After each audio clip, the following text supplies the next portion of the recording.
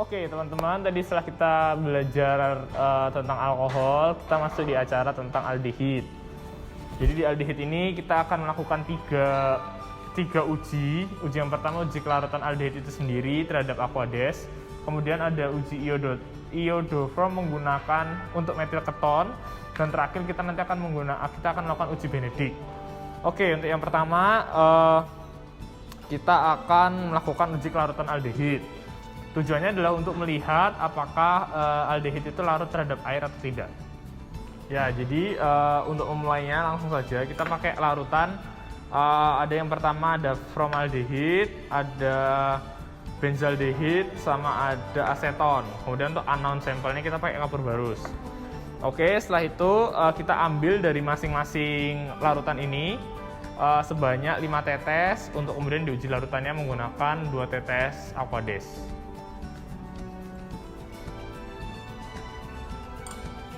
Cukup 5 tetes.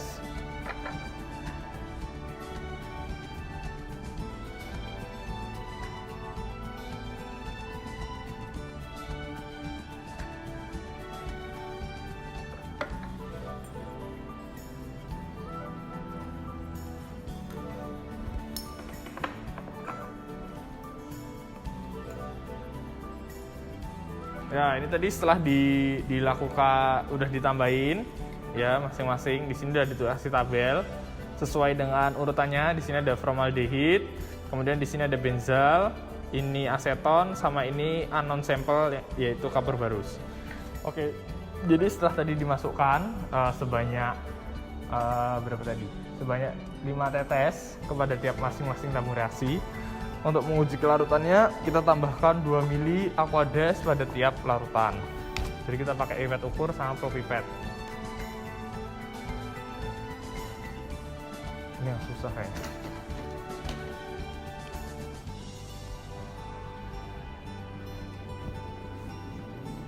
Udah, buka Aquadesnya. Diambil 2 ml.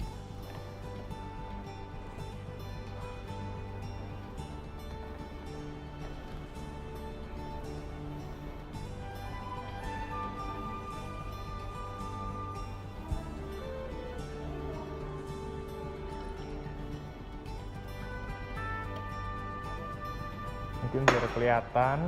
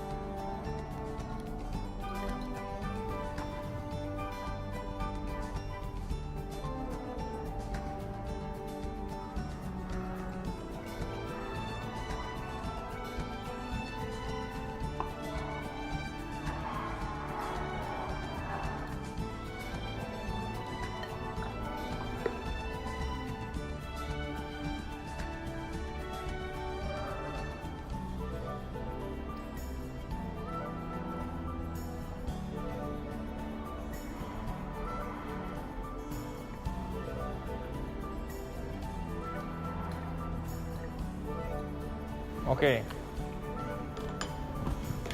Setelah kita tambahin 2 ml Aquades, terus kita homogenkan. Kita aduk.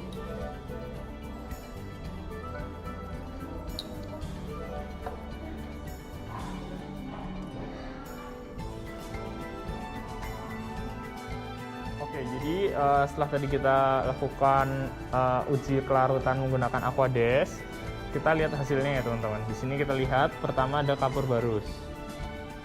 Ya, kapur barus di sini terlihat dia nggak larut karena masih ada apa namanya? Tuh, bisa kelihatan ya. Ya, masih ada kayak gituannya tuh, dia tidak terlarut dengan sempurna dalam air. Kemudian untuk benzaldehid, nah itu bisa dilihat ada kayak gelembung di dasar itu. Nah itu juga dia nggak larut. Kemudian untuk formaldehid dia tidak larut. Kalau teman-teman bisa lihat, perhatiin di atas itu ada kayak lapisan gitu. Jadi formaldehidnya dia ada di atas, airnya yang di bawah, bisa kelihatan ya. Kemudian sama juga di aseton, dia membentuk lapisan juga di atas. Kalau teman-teman lihat itu ada lapisan dari asetonnya, airnya di bawah kayak gitu. Jadi keempat sampel yang kita uji ini bersifat aldehid karena dia tidak larut dalam air gitu. Oke, selanjutnya ini setelah tadi kita uji kelarutan masih dengan sampel yang sama, kita tambahi dengan NaOH 10% ya, sebanyak 2 tetes kepada tiap-tiap tabung reaksi yang ada. Ambil pipet.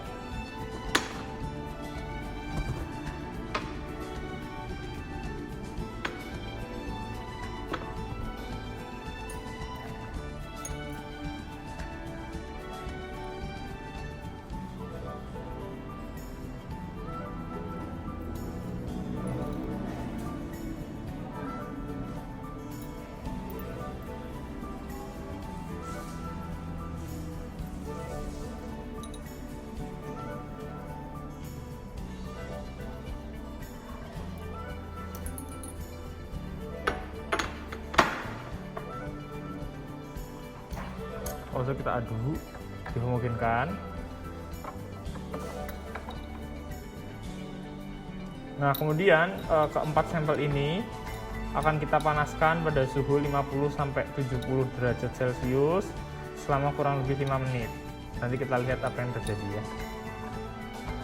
Nah, jadi tadi setelah kita melakukan uji iodoform, nanti sekalian kita panasnya bareng aja. Terus kita sekalian buat uji Benedict. Uji Benedict itu dilakukan masih sama, tapi sekarang kita ambil 10 tetes dari tiap masing-masing sampel larutan. Jadi kita ambil 10 tetes.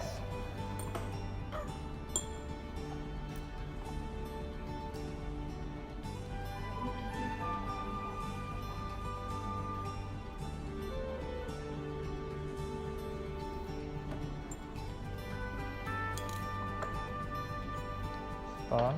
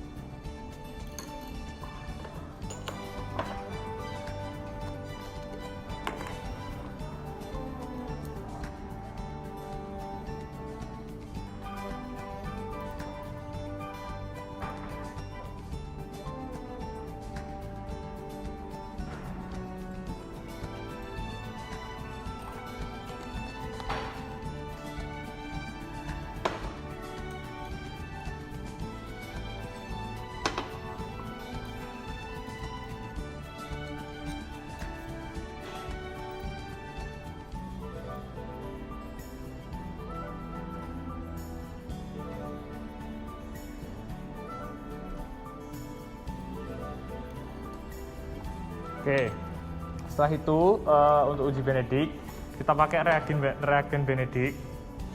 Kita ambil 2 mili untuk tiap satu tabung reaksi. Jadi semuanya dikasih 2 mili, 2 mili, 2 mili, 2 mili. Pertama kita ambil dulu pipet ukur sama ambil propipet.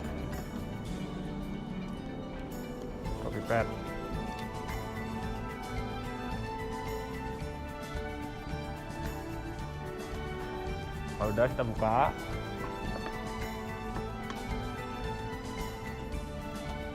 Ambil aja 2.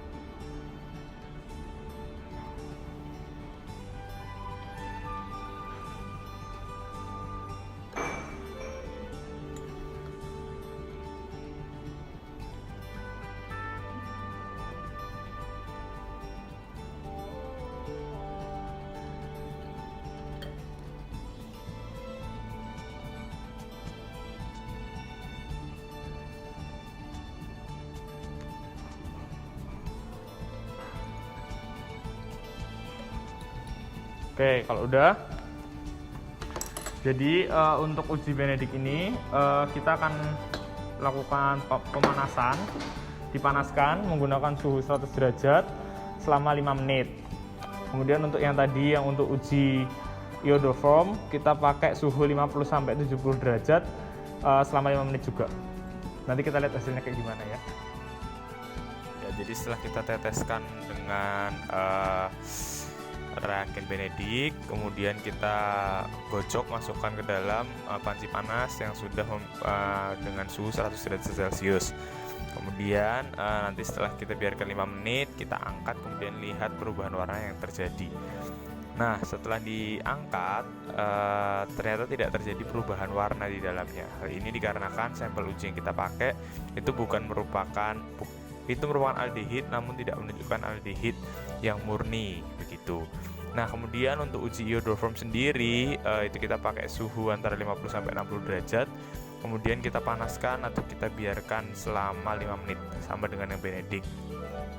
Namun setelah kita uji, tidak menunjukkan perubahan warna, sehingga bisa dikatakan untuk uji iodoform ini termasuk uji yang gagal. Nah, uji yang ketiga ini adalah reaksi saponifikasi atau reaksi penyebunan. Di sini kita punya larutan sampel yakni gliserol, dan juga kita akan mereaksikannya dengan larutan alkoholis. Nah, larutan alkoholis ini terdiri dari 2,5 gram KOH dilarutkan dengan 25 ml alkohol. Alkohol yang digunakan di sini ialah etanol 96%. Sekarang mari kita lakukan pengujiannya. Kita ambil tabung reaksi sebagai tempat untuk mereaksikan antara si larutan sampel dengan si larutan alkoholis.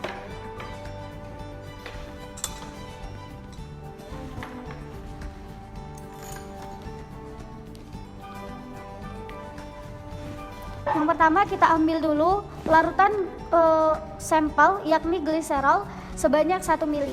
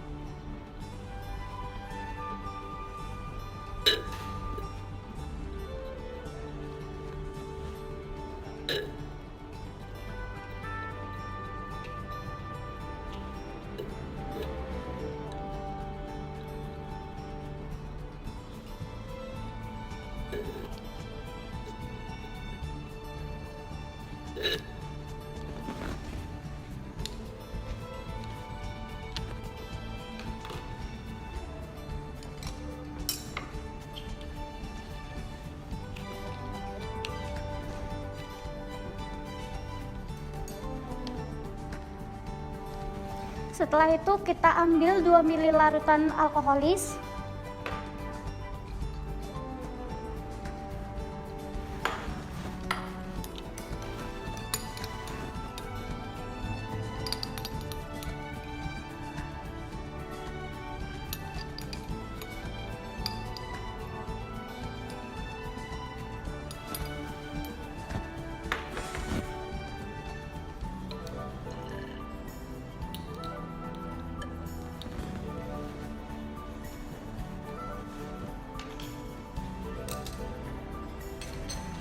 Kemudian kita homogenkan.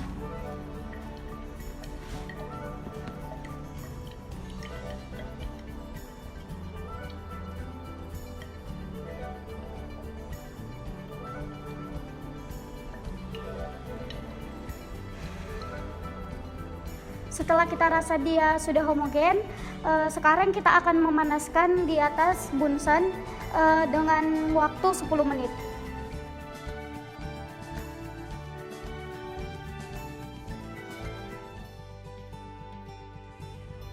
Nah, di sini terjadi perubahan warna, yang tadinya warna bening ini menjadi kekuning-kuningan.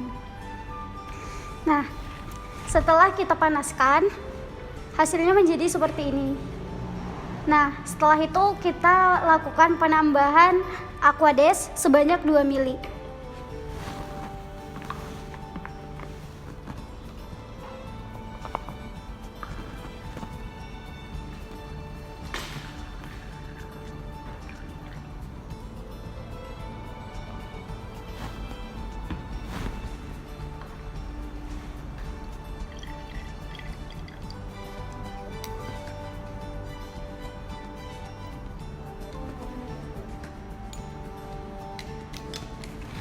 Setelah itu kita homogenkan.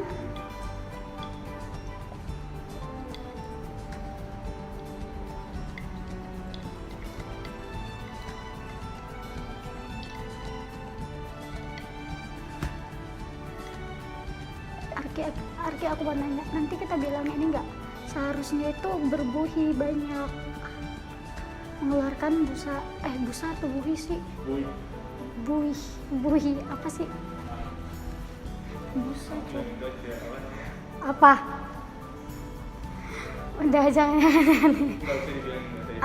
Nanti dikasih tahu di luar aja. Kalau praktikum ini cuma kurang sempurna. Oke. Ya, makasih Ki.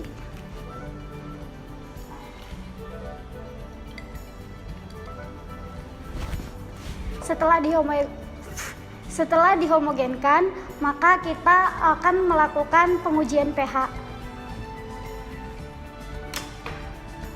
Untuk menguji pH-nya, kita menggunakan kertas lakmus. Nah, di sini kita menggunakan kertas lakmus merah dan juga lakmus biru untuk mengetahui apakah sifat larutan ini basa atau asam.